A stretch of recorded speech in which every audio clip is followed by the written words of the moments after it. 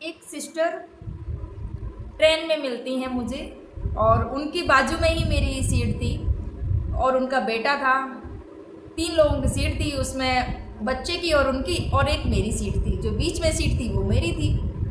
माँ बेटे दोनों बैठे होते हैं। तो विंडो की जो सीट थी उसमें उनका बेटा बैठा होता है। साइड में जो 3 सीटें पड़ी थी कोई नहीं था, तो मैंने कहा चलो मैं उस पर बैठ जाती हूँ जब तक कोई नहीं आ रहा है, किसी का टिकट नहीं है जब तक। तो फिर उसके बाद में फिर मैं अपनी सीट पे आ गई। जब जिसकी सीट थी वो आ गई तो मैं अपनी सीट पर आ गई। जब मैं अपनी सीट पर आ गई तो जो वो सिस्टर थी उनसे बात होने लगी। उनके पैर में चोट लगी थी, पट्टी बांध रखी थी। तो मैंने पूछ लिया कि बहन क्या हुआ आपके पैर में? तो ऐसे ऐसे बताने लगी अपनी पूरी। फिर ऐसे करके कहानी उन्होंने बताई। फिर मैंने उनको बताया कि मेरा चैनल है स्टोरी बाई सरिता राठौर करके। अगर आपके जीवन की कोई कहानी हो, कोई घटना हो तो मुझे बताइएगा। जब मैंने उनको ऐसा बोला तो वो बहन बोली कि अगर आप मेरी कहानी सुन लेंगे तो आप सोचेंगे कि शायद आपने कभी ऐसी कहानी नहीं सुनी होगी। तो मैंने कहा बताइए। तो वो सिस्टर अपनी कहानी सुनाने लगी, और सच में फ्रेंड्स उनकी ऐसी कहानी थी कि जिसको सुनकर हमारी भी आंखों में आंसू आ जाते हैं। आखिर क्या थी पूरी कहानी, बने रहिएगा फ्रेंड्स मेरे पूरे वीडियो। फ्रेंड्स आप सभी को मेरा प्रणाम, मैं सरिता राठौर। कैसे हैं आप सभी? उम्मीद करते हैं आप सब अच्छे होंगे, अपना और अपनी फैमिली का ध्यान रख रहे होंगे। फ्रेंड्स आज की जो कहानी है, जो कि ट्रेन में उन सिस्टर की जुबानी थी जो मैंने आज सुनी। आज मैंने उनसे, आज जब स्टोरी बनाने जा रही थी मैंने उनसे बात की कि सिस्टर मैं आपकी कहानी बनाने जा, क्योंकि उन्होंने बोला था कि आप मेरी स्टोरी सुनाना और मुझे इंतज़ार रहेगा। मैंने उनको कॉल किया, मैंने उनके बारे में पूरी डिटेल ली, पूछा। उसके बाद में आज मैं आपको उनकी स्टोरी सुनाने जा रही हूँ। फ्रेंड्स ये जो घटना है भिंड में, ये जो बहन होती है इनका जन्म होता है 1986 में। बहन का नाम है सालू। सालू 1986 में जन्म होता है। परिवार बहुत खुश, क्योंकि इनके जो 2 भाई और बहन सारे लोग बहुत खुश, माता पिता। और उसके बाद में ये पढ़ने में बहुत अच्छी थी, खेल में बहुत अच्छी थी। खेल में इन्होंने बताया स्पोर्ट्स में एथलेटिक, बैडमिंटन, इन नेशनल लेवल की खिलाड़ी रही। पढ़ने में, खेल में होशियार, घर वाले बहुत खुश। उसके बाद में जब ये MA BEd इनका हो जाता है, घर वाले इनके लिए लड़का देखते हैं, सालू के लिए लड़का देखते हैं। जब लड़का, किसी ने बताया लड़का कि ऐसे ऐसे करके कानपुर देहात में लड़का है, और जो परिवार में बहुत अच्छी प्रॉपर्टी बहुत अच्छी है, और परिवार जो पिता है वो प्रधान रह चुके हैं। अच्छा खासा सब कुछ बताया लड़के के बारे में, इनको भी बताया गया, लड़का दिखाया गया। बात हुई लड़के से। जब इनकी लड़के से बात हुई, क्योंकि घर वालों के द्वारा दिखाया गया, बात हुई, उसके बाद में किसी ने बताया कि ये लड़का ड्रिंक करता है, लड़का शराब पीता है, शराब का सेवन करता है। तो माता पिता ने मना किया कि बेटी लड़का शराब पीता, हमें पता चला लड़का ठीक नहीं है, इसलिए हम ये शादी नहीं करेंगे। लेकिन सालू जो थी उन्होंने बोला कि नहीं मम्मी, अब मैं बात करने लगी हूँ और मुझे अब उनसे प्रेम हो गया है, अब मैं यही शादी करना चाहूँगी।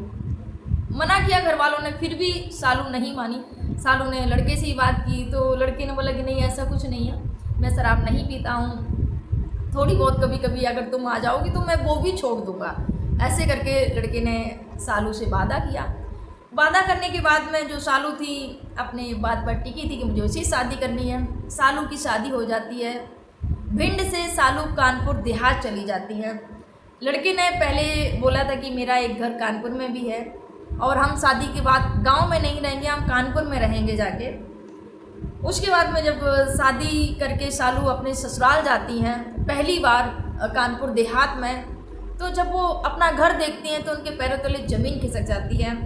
घर में जाते ही मिट्टी का घर, और घर में लाइट नहीं, गांव में लाइट नहीं। उस समय जब लाइट नहीं, उनकी जो शादी होती है 2008 में होती है फ्रेंड्स, उनकी शादी 2008 में जब शादी हुई तो घर में लाइट नहीं। अब सालू बड़ी परेशान, क्योंकि यहाँ पर इनके जो पिताजी थे सालू की गवर्नमेंट जॉब में थे, घर में हर सुख सुविधा और बहुत अच्छे से जीवन यापन मायके में हो रहा था। और ससुराल में जाके, उस ऐसे गांव में जाके जहाँ पर लाइट की व्यवस्था नहीं, जहाँ लाइट नहीं, वहाँ पर शादी हो गई। अब सालू बड़ी दुखी, बड़ी परेशान, क्या किया जाए।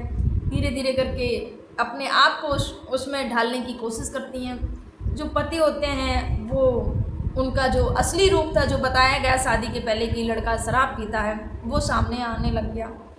वहाँ की भाषा में भी थोड़ा सा परिवर्तन, यहाँ की भाषा और वहाँ की भाषा दोनों थोड़ा अलग अलग, बोली में थोड़ी कन्फ्यूजन भी रहता था। कोई भी चीज़ मांगते तो यहाँ की बोली अलग, वहाँ की, उसमें भी इनको काफ़ी वो करना पड़ा, समझने में थोड़ी कठिनाई पड़ी, लेकिन धीरे धीरे अपने आप को उन्होंने मैनेज करना शुरू कर दिया। उसके बाद में कुछ समय व्यतीत होता है, जो हस्बैंड होते हैं जब शराब पी के आते हैं, मना करती हैं शालू कि आप शराब मत पीजिएगा, लेकिन हस्बैंड नहीं मानते हैं और मना करने के बाद में उन पर हाथ भी उठाते हैं, झगड़े भी करते हैं। कुछ सासू माँ, कुछ ऐसी चीज़ें घर में भी कुछ भी बात हो गई है तो उसके द्वारा भी, तो ऐसे करके शालू को बहुत ज़्यादा प्रताड़ित किया गया, बहुत ज़्यादा परेशान किया गया। फिर उसके बाद में 2009 में लड़का होता है शालू को, 2008 में शादी होती है और कुछ टाइम बाद ही शालू प्रेग्नेंट हो जाती हैं। 2009 में लड़का होता है। जब लड़का हुआ तो घर में सारे लोग बहुत खुश, माता पिता ने देखा, लेकिन शालू ने एक चीज़ देखी, एक चीज़ को बहुत अच्छे से उन्होंने वो किया कि मैं अपनी मर्ज़ी से मैंने शादी की है, मेरे पिता ने मना किया था कि आप यहाँ शादी मत करो, लड़का शराब पीता है, फिर भी मैंने इनसे प्रेम किया और ऐसे ही प्रेम नहीं, दिल से प्रेम किया है। और मैं अब पिता ने बोला कि बेटा कोई परेशानी हो तो बताना, लेकिन शालू जैसी भी रही हो ससुराल में, उसने अपने पिता से कभी शिकायत नहीं की, कभी नहीं बोला कि मैं अपने ससुराल में दुखी हूँ या परेशान हूँ, कैसे करके जीवन में अपना जी रही हूँ, नहीं बताया।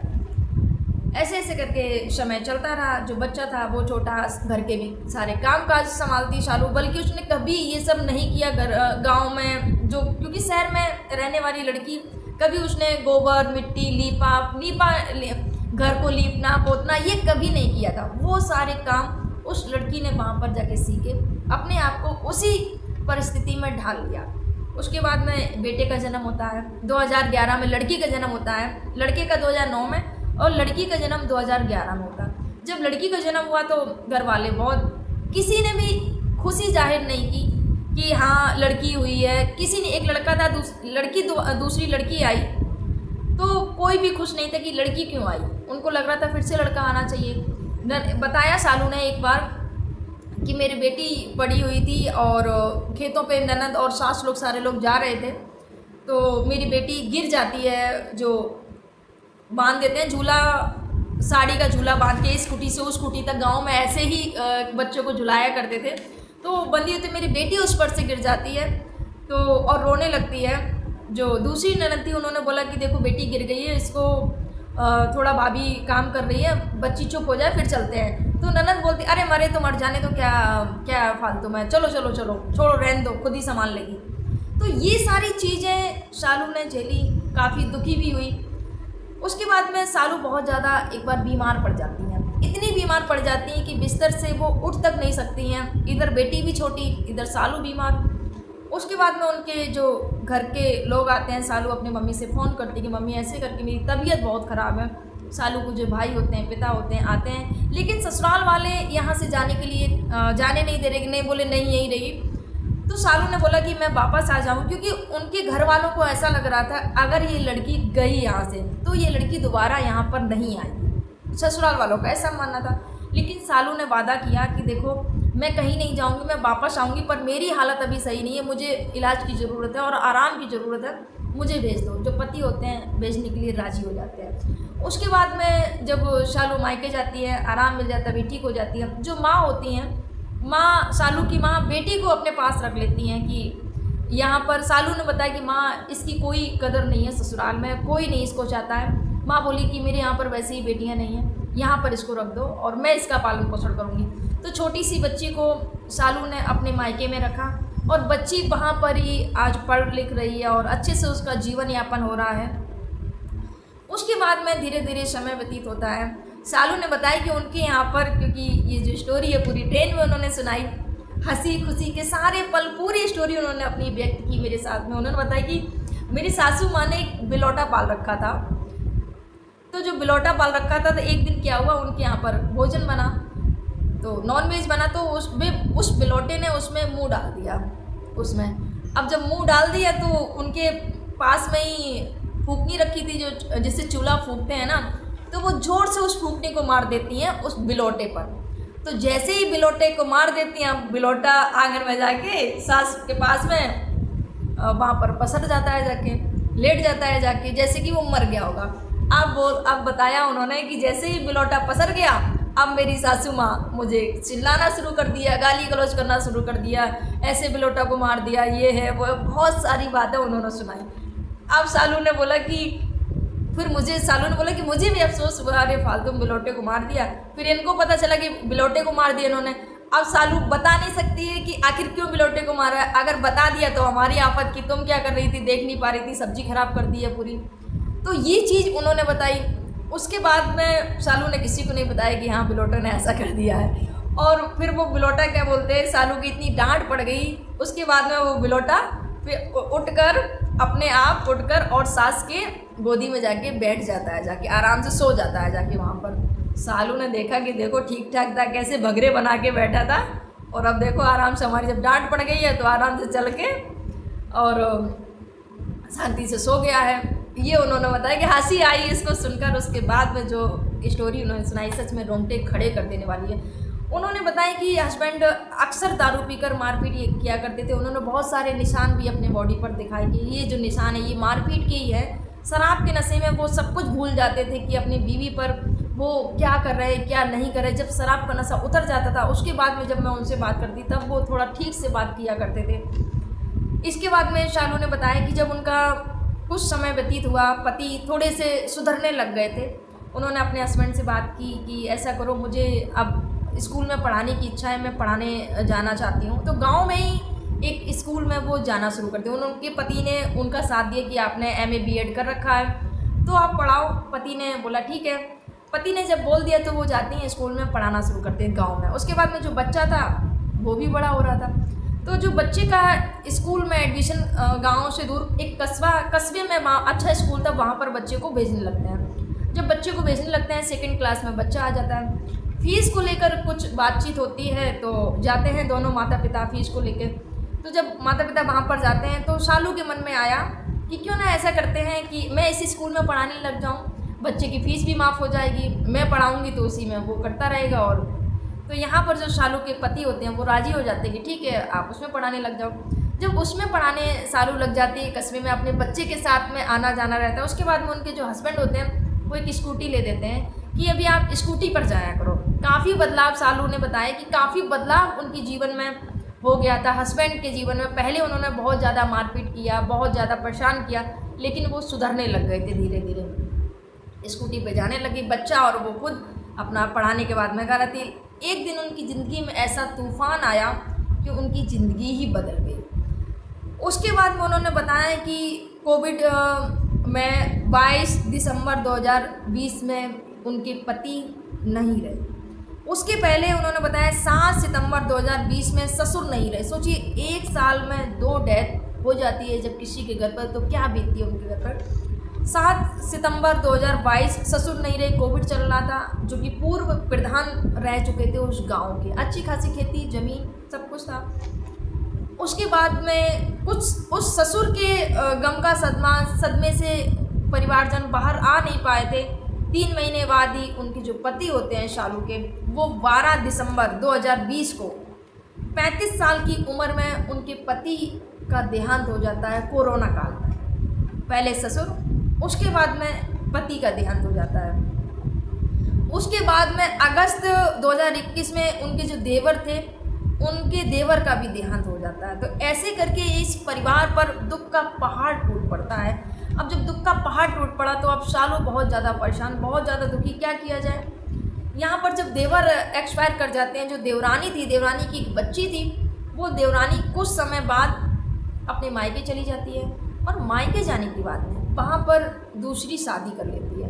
और जब दूसरी शादी कर लेती है, यहाँ पर किसी को बताया नहीं ससुराल में कि मैंने दूसरी शादी कर ली है, और हिस्से के लिए आ जाती है। जो सालू को और रिश्तेदारों के द्वारा पता चला कि ऐसे ऐसे करके देवरानी शादी कर ली है और हिस्से के लिए आई है, तो शालू ने बोला कि आपने हमें बताया तक नहीं कि आप शादी कर रही हो, कम से कम हमें बताती और ऐसे इंसान से शादी करती जो जीवन में सुखी रखता तुम्हें, जो इंसान तुमने चुना है। क्योंकि शालू को पता चला वो भी इंसान जिससे शादी हुई है देवरानी की, वो भी शराब पीता है, मारता है, पीटता है, आगे बच्ची का भविष्य क्या होगा, इस बात की चिंता सालू को थी। उसके बाद में धीरे धीरे समय व्यतीत होता है। जो सासू माँ जो हमेशा परेशान किया करती थी, टॉर्चर किया करती थी, वो सासू माँ का जो नज़रिया था, अब बस सालू ही सहारा थी, दूसरा कोई नहीं था। सालू और सालू का बच्चा और जो 3 पुरुष थे जो घर में, वो तीनों पुरुष नहीं रहे थे। सोचिए जिस घर के सारे पुरुष, तीनों पुरुष ना रहे हों, देवर, ससुर और पति, उस घर की महिला पर क्या बीत रही होगी। उसके बाद में सालू ने अपने आप को संभाला।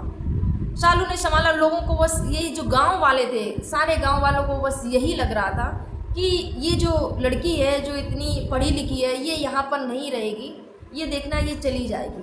लोगों का यही मानना था ये नहीं टिकेगी।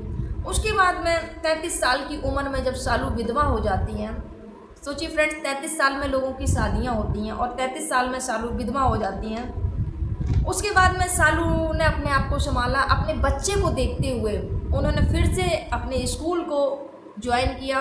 फिर से अपनी जो ज़िंदगी जो बदल गई थी, जो इतने दिन शोक में पूरा परिवार चल रहा था, सासू माँ को भी संभाला सालू ने कि माँ आप चिंता मत करिए, हम कहीं नहीं जाएंगे, हम आपके पास ही रहेंगे, हम आपका सहारा बनेंगे और ये बच्चा है आपका, ये जो नाती है यही संभालेगा घर और मैं संभालूंगी, आपका बेटा नहीं तो क्या हुआ, मैं बहू हूँ ना, मैं संभालूंगी।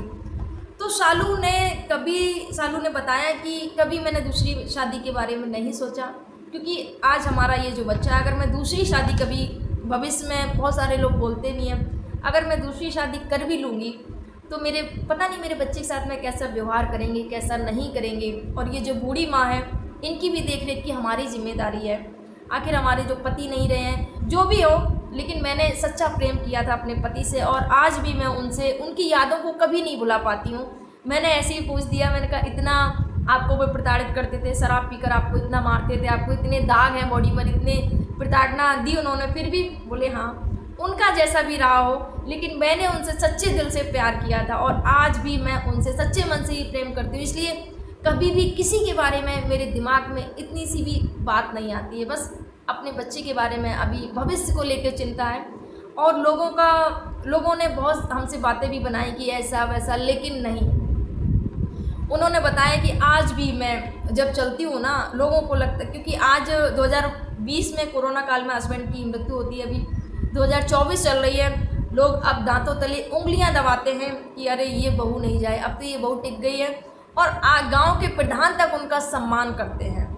ये उन्होंने बताया सालू जी ने कि गांव के प्रधान भी उनका सम्मान करते हैं। और कोई भी अगर बात होती है, क्योंकि सबसे ज़्यादा गांव में जो पढ़ी लिखी बहू थी वो MA BEd करे हुए सालू जी ही थी, और जो कि खिलाड़ी भी थी बैडमिंटन की, और जिन नेशनल लेवल पर जिसने अपने घर का परिवार का नाम रोशन किया, उस लड़की की आज मैं आपको कहानी बता रही हूँ फ्रेंड्स।